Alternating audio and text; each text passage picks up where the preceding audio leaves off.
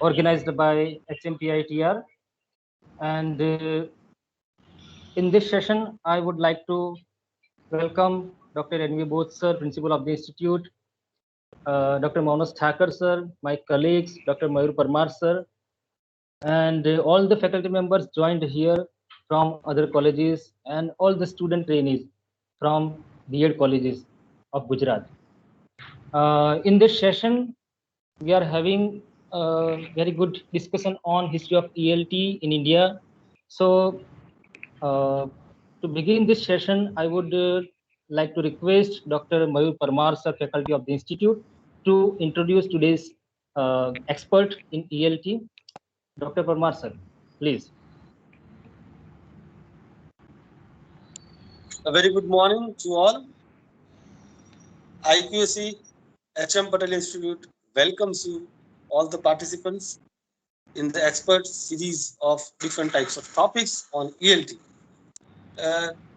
Today's topic is the history of ELT in India, and there is a worthy expert to give justice, Dr. Anil Varsad. Dr. Anil Varsad is presently working as an associate professor with IIT, that is Indian Institute of Teacher Education, Gandhinagar. He has a very rich experience, more than 1.5 decades into higher education. He is MA with English Literature, Master of Education, specialization in ELT, and then he has also done his doctoral research in education on reflective teaching, which is the need of the hour today. Dr. Varsad started his career as a higher secondary teacher in one of the reputed schools of Vallabh Vidyanagar, that is RPTP High School, Mota Bazar, Vallabh Vidyanagar. He worked there nearly for 5 years. And then in 2007, he joined HM Patel Institute of English Training and Research as a Adhyapak Sahayak. At HM Patel, he spent about 13 to 14 years as an assistant professor. His area of interest and research are reflective teaching, educational philosophy, psychology.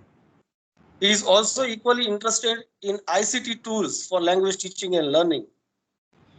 Sir has also received a prestigious UGC minor research project at a very young age. He completed that.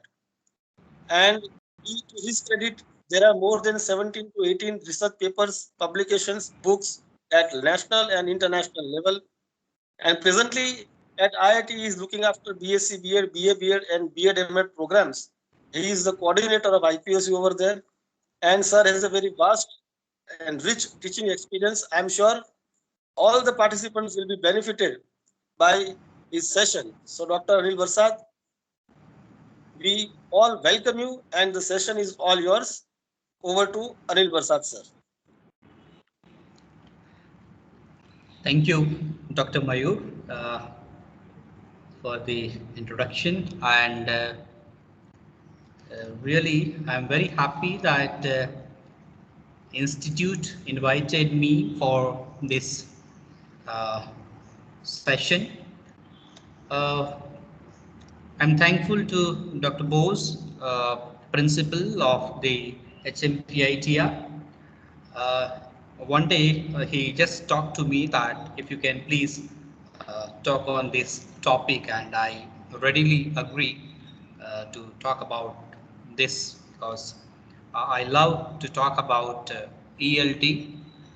As Dr. Mayur rightly mentioned that this is my area, and I'm interested in language teaching. So I'm thankful to IQAC coordinator Dr. Rajnikant Dudia sir and Monas sir, because initially they talked to me about this session. So of course I'm very happy to talk about this particular area, because after so long time I'm going to talk about something related to ELT, because what I have been teaching here is altogether different. Of course, the medium of instruction is English, but the papers are very much different. So thank you, the team HMPITR, for inviting me for this session. Friends, today I'm going to talk about the history of ELT in India before and after independence. Uh, in fact, as per my knowledge, we have the students from HM Patel Institute and ILT Rajkot, and maybe from other colleges as well. But uh, I personally congratulate to the students of these both institutes who took admission and decided to become language teacher. Okay. You will understood the importance later on that you are not at the wrong place, and these are the two unique institutes in the state of Gujarat where teachers are talking about ELT, and especially, in fact, both the institutes. Now, Dr. Bose is heading the HMPITR, and earlier he was with ILT Jamnagar. The same is transferred to Rajkot now. So his contribution in both the institutions is really, I can say, he is doing and he has done a great job and contributed a lot to ELT, especially in these both institutions. So once again, thank you the entire HMPITR team for inviting me for this session. Uh, the history of ELT. Now, of course, uh, if you just look at the uh, before the independence, the situation of education system in India was altogether different. There was education system, uh, and the thing which or the kind of education which was imparted in the country was altogether different. And with the entry of the British people, okay, in the past, as we are very much aware about the history of India, many people, they ruled over the country, and then after it was the turn of the British people, and since 16th century onward, okay, 16th century onward, they started talking about English, but somehow it was not feasible for them to provide or to put a particular kind of setup into the typical Indian system, because we know very well that we had in the past the Gurukul system of education. No doubt, there is no doubt that India was famous for education, imparting education, and we had the universities like Takshashila, Nalanda in the past, and the education was well known in the entire world, and people were attracted in those days toward the Indian education, the way the gurus were imparting education.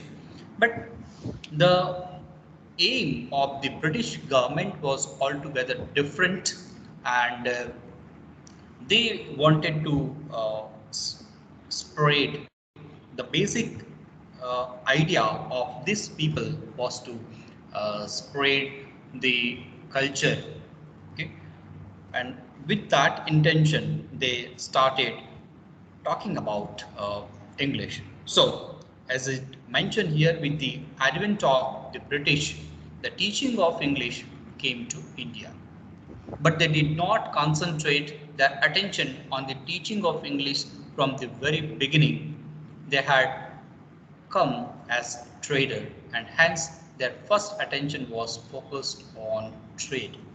Okay, we all are very much aware about this, that their primary intention was related to the business. Okay, they were not here for the English education, but they were here for the trade. Okay, so with them had come missionaries who started schools where English was taught as one of the subjects. Okay, so along with the British people, missionaries people came into India and they started teaching English as a subject. Okay, since 17th century onward. Okay, but okay, if you just look into some of the books related to language teaching and or some other books wherein you will came to know that the intention of this missionary people behind teaching English was also different. Okay, so as the British people wanted to spread, initially they came here for the trade business, but later on, okay, they also decided that we should also talk about our cultural customs, tradition, etc. And they wanted to make update the people in India about all these things, and with that purpose, they settled in the country. Now, if we just look at the English before independence, as I mentioned that during this period, the British rulers of the country never thought of teaching English to Indians. Okay, during this period. Okay, so it reasons was that they were afraid of teaching their language to their subjects. Okay? Their feelings were voiced by Randall Jackson, a member of the House of Commons. He said, "We lost our colonies in America by imparting our education there. We need not to do so in India too." Okay, so basically, they were not ready at the initial stage to talk about English, but later on, somehow, as it is mentioned here, after the Battle of Plassey in 1757, all of you have studied this in the history, the situation began to change after 1757, and the traders found themselves in the position of rulers. Okay? So, in order to win over people over whom they had begun to rule, they decided to open educational institutions. So, after 1757, the scenario in our country was totally changed and the traders become rulers. And then after they decided to open educational institutions in the country. So somewhere in 1813 to 1834, okay, this East India Company was renewed and education clause was added to it, and according to it, sum of not less than 1 lakh rupee was to be spent every year on the revival and improvement of literature, but the clause was not given any effect till 34. Okay, 1813 to 1834. In those days, it may be a very big budget. Okay, 1 lakh rupee during the 18th century. Okay, it's a big budget, but that didn't work. But then after, the only important feature of education during this period was an increasing demand for the teaching of English. To meet this demand, Raja Ram Mohan Roy, Radhanath Deb, and David Hare has established the Hindu College in 1870. Okay, and then soon after, the missionaries opened the Sirampur College and the Bishops College. Now see the kind of role. Of course, Raja Ram Mohan Roy's intention was good to establish the uh, school education and colleges into the country. Okay, but then after this British people and the missionaries people, they also started establishing the colleges and schools into various parts of the country. So now look at the views of Charles Grant and William Banting during the 17th century. Okay. So the British, they arrived in India in early 17th, okay, and established the East India Company. And it was Charles Grant in 1792. He recommended that European culture should be spreaded in Asian countries through English. Okay. So most of you are in the English background, you have studied literature and you are very much aware about this. Okay. So even the Governor General William Banting further took this up, and the Charter Act of 1813, which renewed the East India Company's charter for a 20 years period, provided for an annual sum of 1 lakh rupee for the revival and improvement of literature and the encouragement of the learned natives of India, and for the introduction and promotion of knowledge of science among the inhabitants of the British territories in India. This was the intention, the William Banting, to provide education in English, but along with that, they wanted to spread the knowledge of science among the inhabitants of the British territories in India. Okay. So their intention initially, we can say, was good to start up the English education in the country. But then after, okay, in 1835, still in the ELT, this is something very memorable, you can say unforgettable. And Lord Macaulay, okay, T.B. Macaulay, brought a drastic change into the entire education system during the British government. Okay. He wanted, okay, if you go through the Macaulay's minutes, okay, I'll suggest students, it's available on the website also, and if you just look into the some of the work, research work done at the institute in ELT, if you refer some of the PhD thesis or dissertation, you will find a lot about this ELT.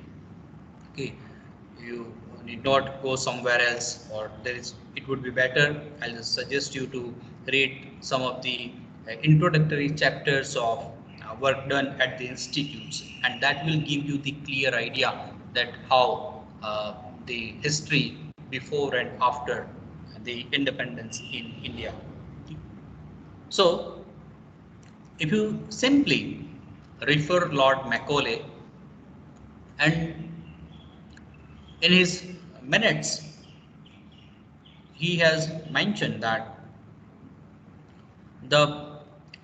he wanted to establish and to uh, the schools which were started in those days, wherein the medium of instruction should be English.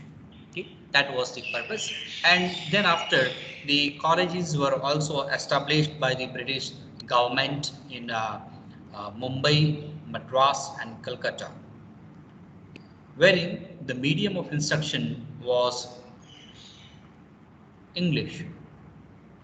Of course, the traditional languages, Tamil and Sanskrit, were also given a lot of importance in India in those days. But apart from that, okay, now we are very much aware that Hindi, after the independence, okay, I'll be discussing that particular part.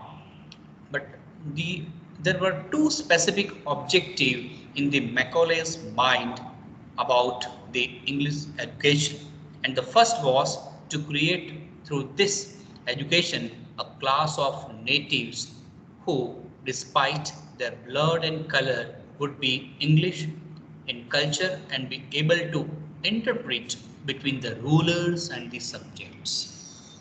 Okay. So the Indians were the subject, and the second was to create a demand for the European institutions.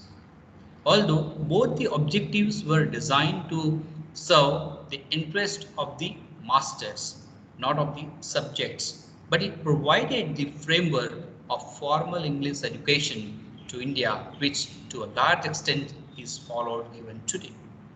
So people, since those days, as English education came into existence, okay, and it was passed in the assembly during the 1835, Macaulay's minutes were passed in the British Assembly, and English language was accepted and made the constitutional language in those days. Okay, so these were the objective uh, to for the people. So whoever want to learn something new, and that should be uh, for the higher education.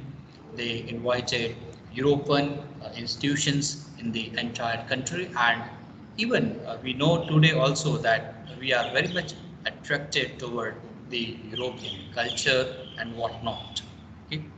So Lord Macaulay's minutes has great value even today in ELT, and every language teacher should read this, should have in their mind. And then after, Wood's dispatch. So somewhere in 1854, Wood dispatch is often described as the Magna Carta of English education in India. It confirmed what Macaulay had said: English was to be the medium of instruction in higher branches. Okay.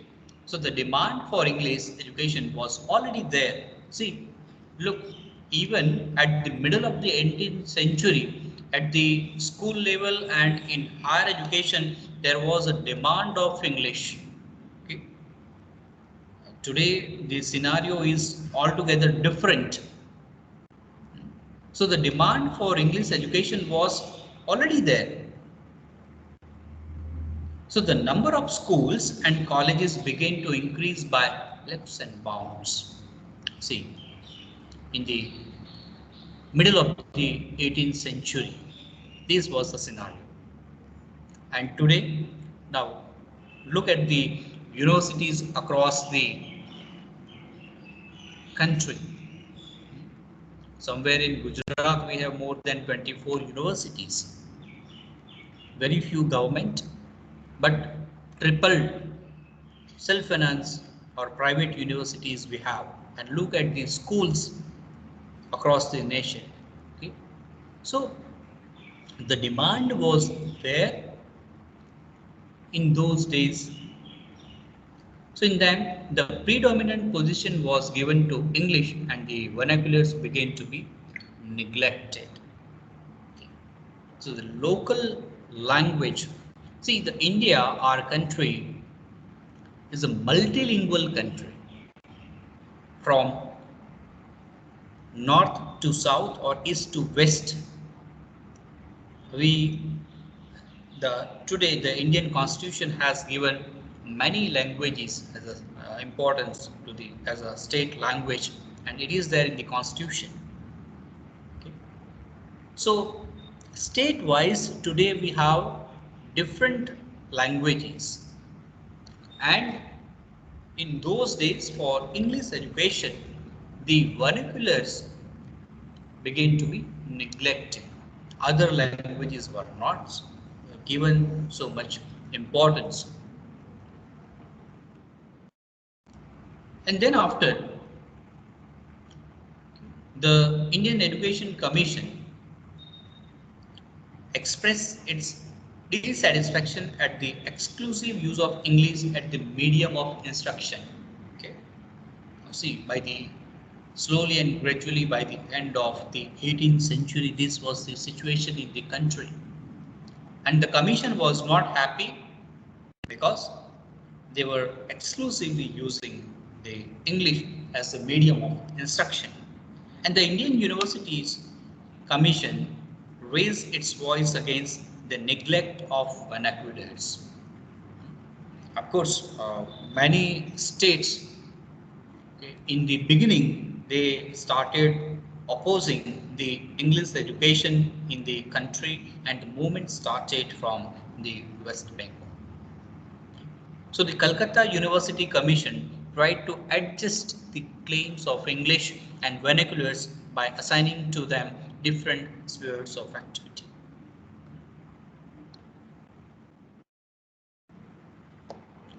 And then in the Free India, so long as the British ruled over India, English could not be displaced from the position of predominance given to it by Lord Macaulay. So, with the advent of independence, its position underwent a change. Unlike other countries, India also wanted to have its national language, and it was not decided at that time. And then after, Hindi was given a status of national language.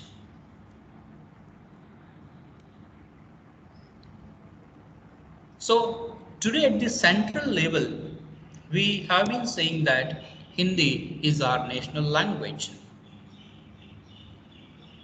We have accepted Hindi as a national language, but among all other languages,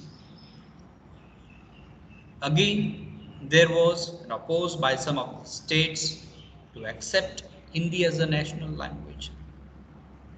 But English, due to its international importance, has a place in the curriculum. In the Free India, English has occupied a special place because it was there in the international market, and that's why it has its own importance in the curriculum. Now, just look at what was the situation after independence in our country.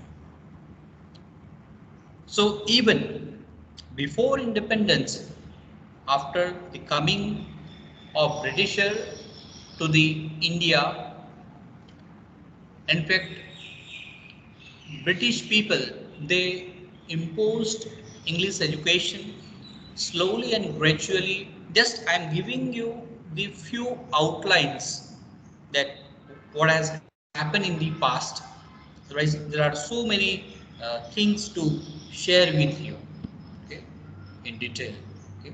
And we have number of books in our library which you can refer. Will give you a clear idea about this. Okay. And I'll also suggest you to read a very small book by David Credall as well. Even the story of English in India by Krishna Swami. Okay, that will also give you ideas about the English education in the country. Okay. So, of course, we have a number of books in the library, but this is just an outline I'm giving you, and then I'll talk about the various concept of ELT. So, after independence, drastic changes came regarding the place of English in India, since it was a language of the rulers who had exercised cruelties over Indians. The first reaction was to dethrone English from its exalted position, and as a consequences, first Hindi in Devanagari script was declared the official language of the Union by Indian Constitution. Just after the independence, Hindi was declared as a national language. So, in order to give Hindi a sufficient time to replace English as an official language, English was declared to continue as an associate language for a period of 15 years till 1965. Then these were some of the reasons that English did not remain the medium of instruction. Then after the independence, it was not the medium of instruction either at the university level or at the school level. Regional languages become the medium of examination and instructions. Okay, so we have, as I said, that we are multilingual country. Okay, Punjabi, Assami, Malayalam, Tamil, Kannada, Gujarati, Marathi, okay, whatnot. Okay. So, in each state, the mother tongue was given importance, and that has become the medium of instructions and examination. Okay. Nowadays, if you look at the either the north states or the South India states, wherein in Kerala we have this Malayalam, Tamil in Tamil Nadu, Karnataka we have Kannada, and see even Maharashtra we have Marathi, Gujarat we have Gujarati, Rajasthan, MP, Hindi, Punjab, Punjabi, like that. So the state language, state-wise, the local language was given a lot of importance, and then English is to be a compulsory subject. English was simple. English was introduced as a subject only, not even as a language. So the state government started using regional languages in administration. So it is obvious that English did not have the same place after independence which it had in the days before independence. It was having a more value during the time of Britishers. Okay, now we have to decide, okay, after knowing about the various concepts of ELD as an individual, we need to decide the status of English in India today. Okay. Just a minute.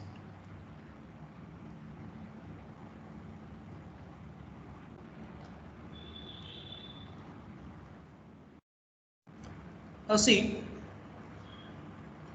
you know better the Indian political leader before independence, like Gandhi, Sardar Vallabhbhai Patel, Jawaharlal Nehru, and there were many more. We all know that they studied in the Western countries where the medium of instruction was English, but then after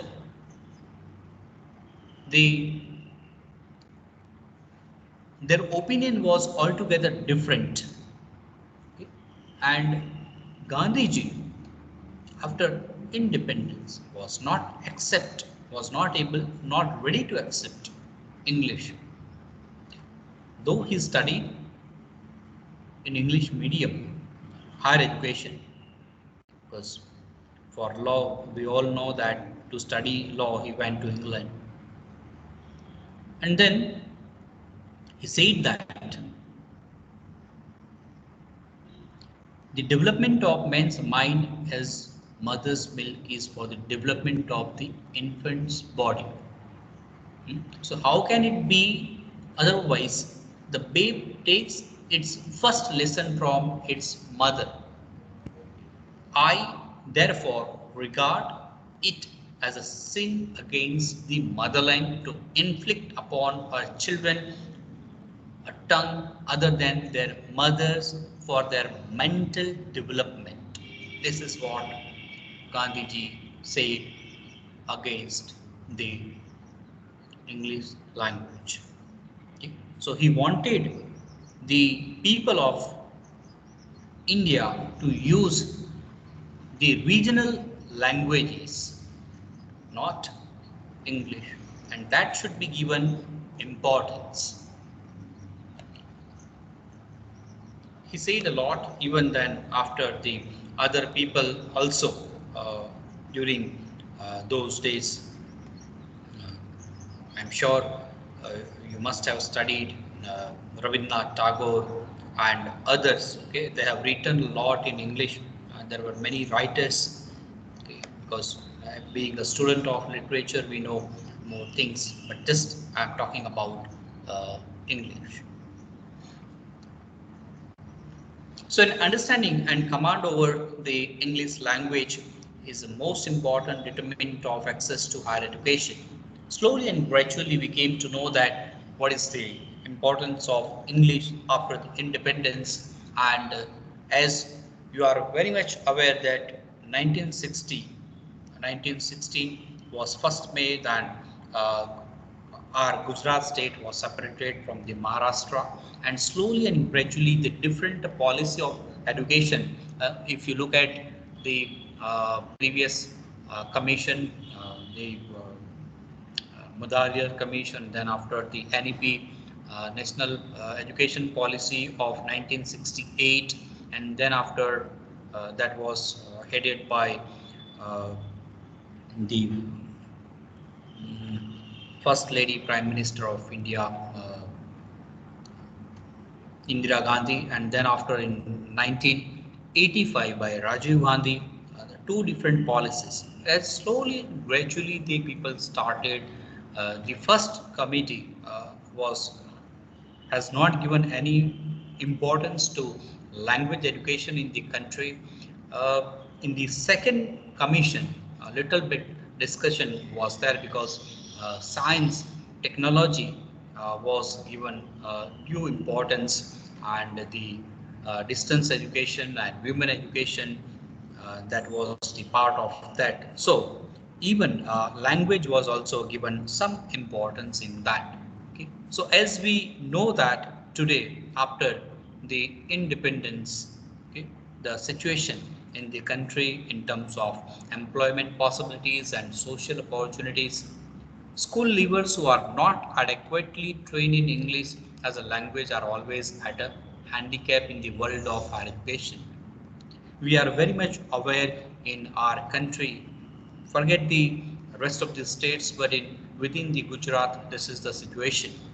Okay, so those who now are not knowing English are simply like handicapped, and more often than not, teaching is in English. Okay, the way we are accessing the scenario today in this pandemic is altogether different, and we have been using technology.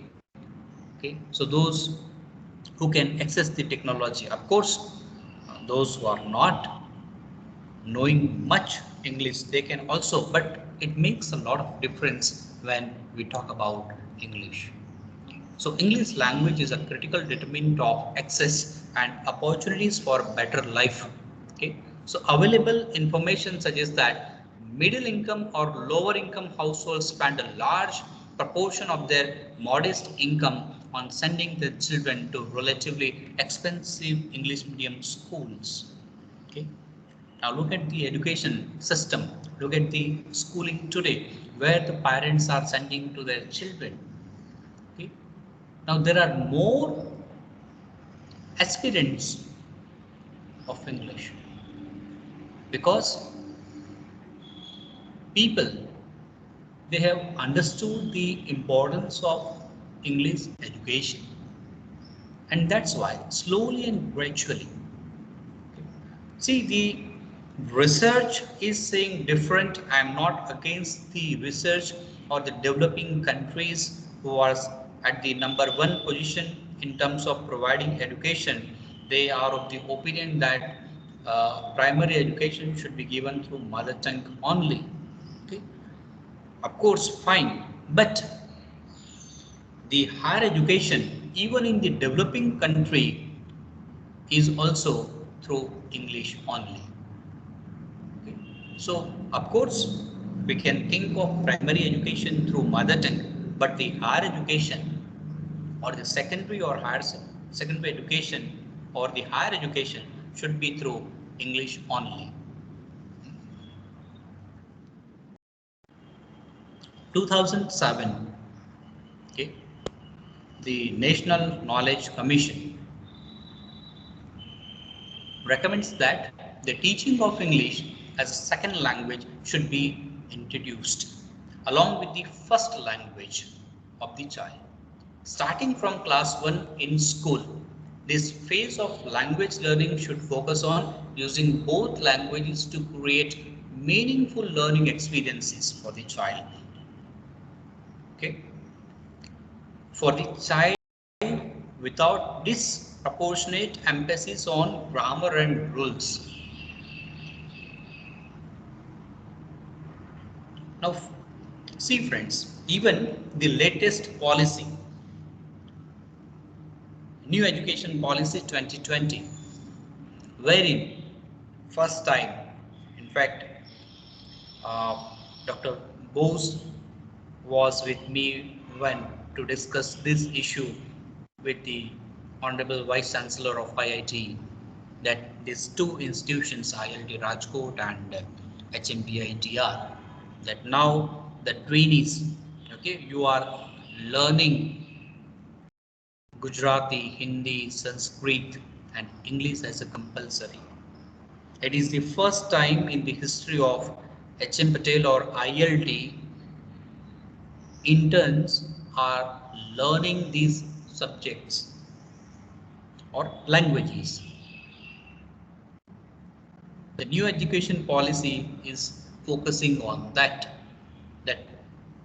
teacher should have mastery or at least should have the basic knowledge of all these 4 languages. So, in what way? That now I would like to take some more time about this. That students, in fact, see, after working with HM Patel Institute for a long period, 14 years I worked, and it was surprising for me that when I observed a lesson of an IIT intern, it was totally designed with the help of translation method. Traditional method is used. So, in fact, I consider you trainees very lucky that you are studying at the right place. Because see, our textbooks are not talking anything about rules and regulations of teaching grammar. Okay? We are talking about language functions. And still, people in rest of the teacher training institutions are using the traditional mode of teaching language. And I'll say that they are not teaching language, they are teaching subject. I am also opposing this thing because when the textbook is designed with the different approach to teach student language, how you can go back to the 30-40 years back, the traditional mode of teaching. We are not using direct method or grammar translation method, and still I have seen students here using this traditional methods for teaching grammar. So this is something very serious. Okay? I'm looking forward to get this solution. Otherwise, you will not be with the students and the textbook which you are going to teach. So in your case, it's very good that you are following the correct approach and methods at the institutes. So this new policy is also talking about and giving a lot of importance to English. And that's why, for example, students, those who are studying or pursuing their Bachelor of Education from the Gujarati medium, okay, they also have to study English as a compulsory subject. Now we are moving toward the concepts. Just I'll be giving information in a brief. Okay. But before that,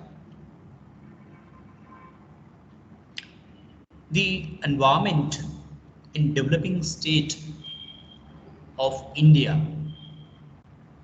Okay. Now see, in terms of education, that in terms of literacy in India, we have Kerala. Okay. And people know fairly good English.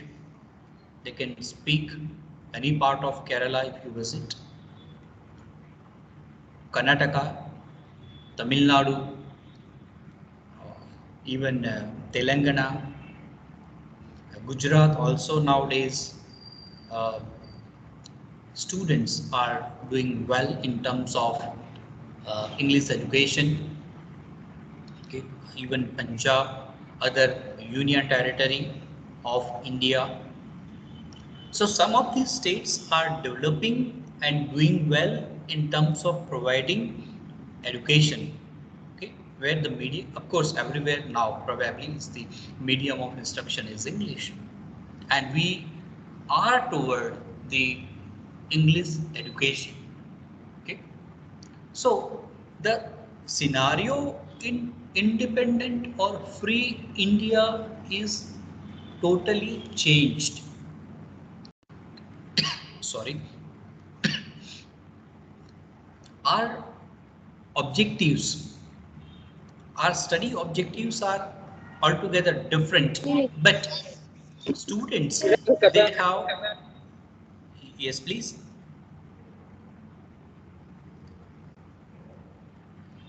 is there any message, Rajnikant sir, for me? No, sir. Someone unmuted himself. That's why. Okay, okay, You can carry on, sir, please. thank you. So this is the situation in the entire country. We are slowly and gradually developing, and people, they have become aware about the English education. And see that now the young generation, the youth, is attracted toward this, and people have, the youngsters, they have started using this language. Of course, we are fascinated toward the English culture. Okay, but even some of the states, they are not fascinated toward the English culture, but they are good at using English as a language. Okay. So this is what the scenario is today in the entire country. And if we talk about in terms of Gujarat, okay, there were lots of projects. Many of you must have gone through the scope and Dell and other kind of government programs offered by government during your college days or school days. And now you understand what exactly the value of English language teaching in India and in Gujarat is. Okay. Now some of the uh, terms I would like to discuss with you in a very brief concept of ESL, EFL, TESOL, ESP and EAP. Now, I'm sure that some of the students, they are very much familiar at the institute. I have discussed with them during that semester, but though it may be new for a few students. Now, English ESL stand for English as a second language. Okay? So English as a second language is learning English in a country where English is dominantly spoken or where English is the official language. For example, students from non-native English speaking countries who come to the US and Canada for an extended period of time learn English as a second language. Okay. Even for us, okay, English is a second language. Okay. So it is very much important. We have very good books, as I repeatedly am saying that the various concept, various books are there in our library. It's a really uh, rich library about ELT books. So I request you to read whenever you are free. You can access the library. It's not possible now, but you can ask for the title. Online titles are available. You can read and understand the various concept of ESL. So as a language teacher, it should be clear in your mind that what exactly the various term stands for and its importance as well. Okay. English as a foreign language, EFL, is the term used to describe the study of English by non-native speakers in countries where English is not dominant language. Okay, so this is not to be confused with English as a second language. Okay, it is also called English as an additional language. Okay? So which is the practice of learning English in a predominantly English speaking country. English as a foreign language, EFL. We have TESOL. This stands for Teaching English to Speakers of Other Languages. Yeah, see now in India also, I think I'm not much sure, but it is the British Council who is offering this course. We have center in Mumbai and I think Bangalore. There are center. Okay, so once you have the certificate of this TESOL. Of course, the fee structure is little bit high, little bit. It's a kind of a certificate course, but sorry, degree course. Uh, Two of my students from our own institute, from the HM Patel, they have done this TESOL course, and now both of them are pursuing doctoral study. One is with the Parul University and one is with the Gujarat University. They have completed TESOL. So one student went to London for TESOL. So you are getting good opportunities in future if you have such qualification with you. Okay, you can be a good teacher, you can be a good researcher. Okay, of course, you can have many more job opportunities if you hold these degrees. ESP, English for specific purposes. This is in demand nowadays everywhere because I won't be reading this slide. You have understood ESP, English for specific purposes. Okay. Now there are now different terms coming into existence, and within the institute, most of the researchers, they are doing research in the engineering area, medical area. Nowadays, I know that many students, they have worked a lot with the engineering students. So we can say something like English for engineers also, English for medical science, English for pharmacy, what not. Okay, so I'm not exaggerating certain things, but uh, HM Patel Institute has contributed a lot to the uh, society. Okay, and the faculty, they have trained uh, people in different areas.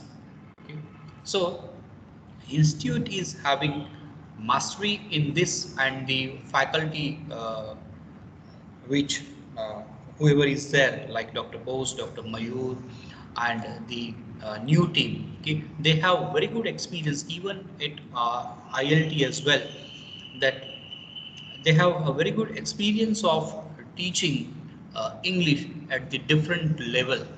Okay? So you can get a maximum benefit from the uh, teaching staff. Okay?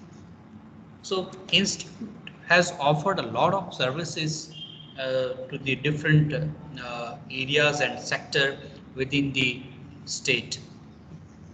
So ESP nowadays is in a market, okay, as it is mentioned here, that not only from the communicative competence point of view, but even we can see that ESP in academics, accounting, archaeology, business, IT, teaching and engineering, and you can add many more discipline in this.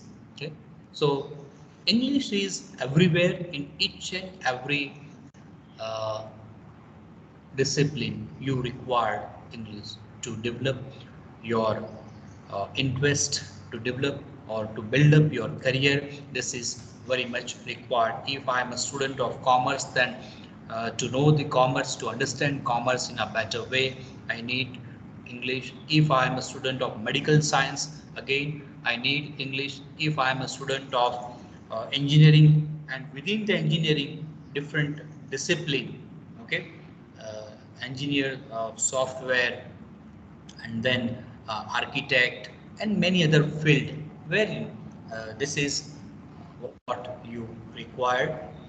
English for academic purposes, so commonly known as academic English, okay, entails training students usually in higher education setting.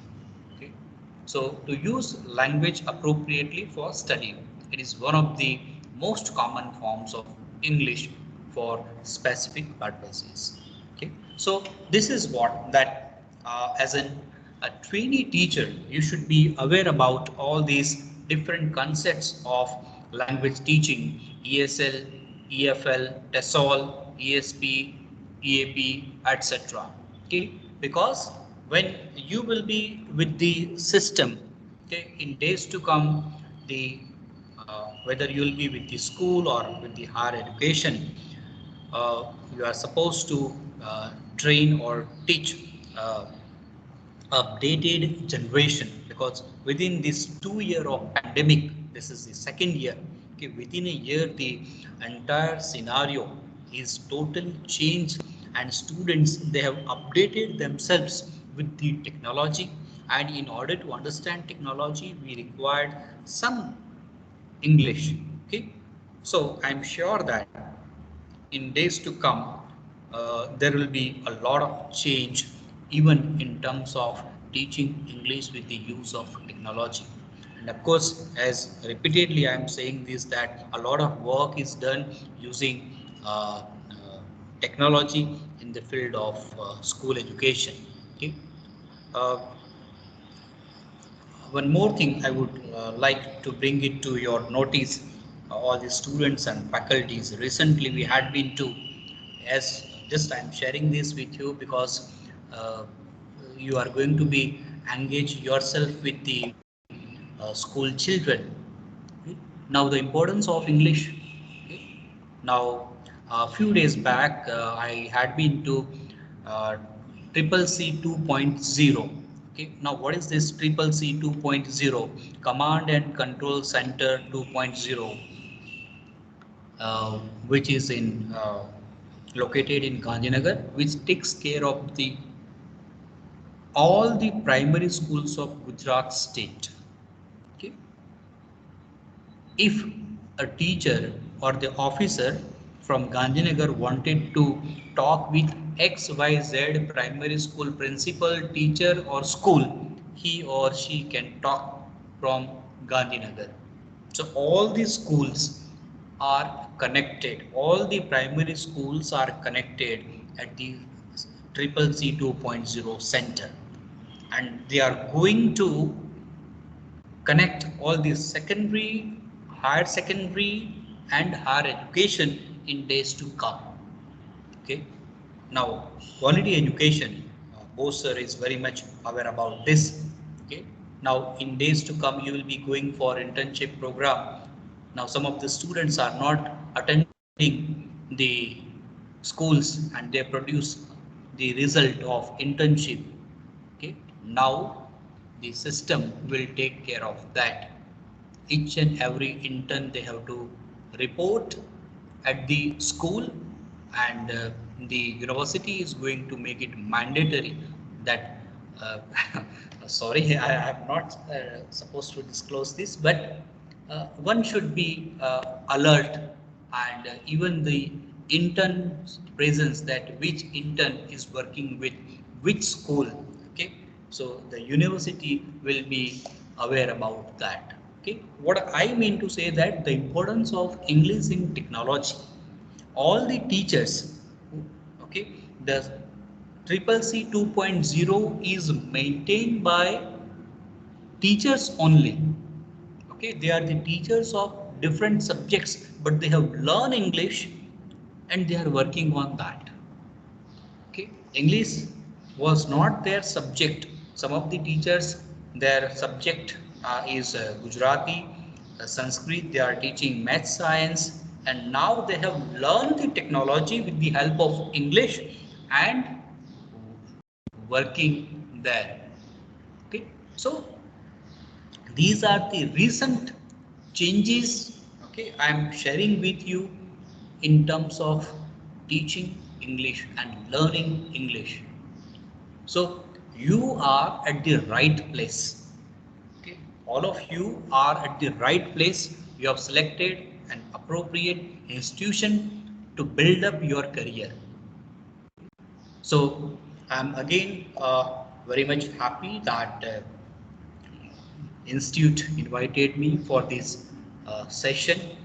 I'm sure that whatever I have shared with you may help you to understand some of the basic idea about uh, English before independence and after independence. Okay, so thank you very much uh, for listening to me, and yes, over to Rajnikant sir. If there is any question, please.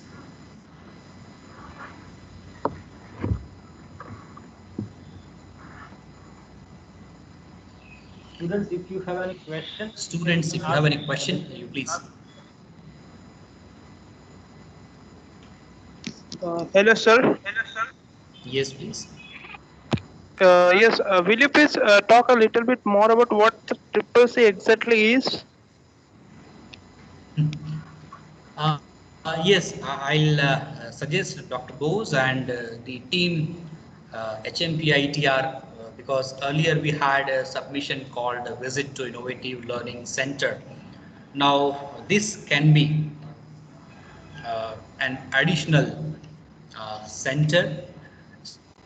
Students can be taken to this because now the government education department has already planned, and the it's in the pipeline that they are centralizing the education system. Okay, so from Triple C 2.0, from that center only, the respective commissioner or the director will be able to look after all the schools of Gujarat. Okay, so now the primary work is done, and all the primary schools of Gujarat are connected with the technology.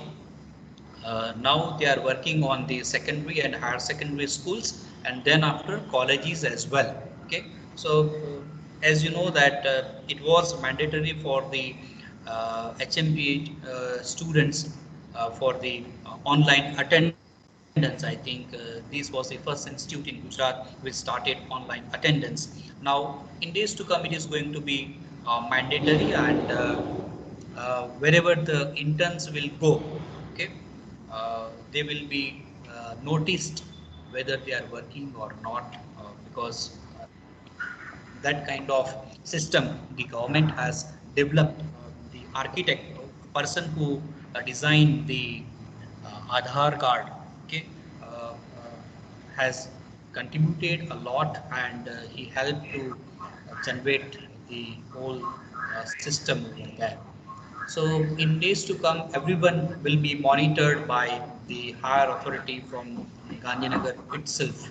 Okay, that kind of center they have developed, and today is Thursday. So last to last Thursday, it was inaugurated by our Honorable Chief Minister Vijay Bhai Rupani, sir. So it's a really worth visiting center. So in days to come, after this pandemic, I think you can request. In fact, I request both the institution head to take the students over there. We have been visiting GCRT and diets and all, but this is a worth visiting center.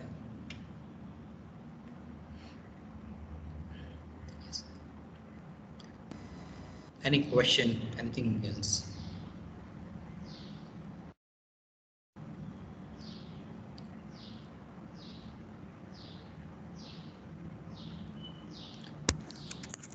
Is there any question?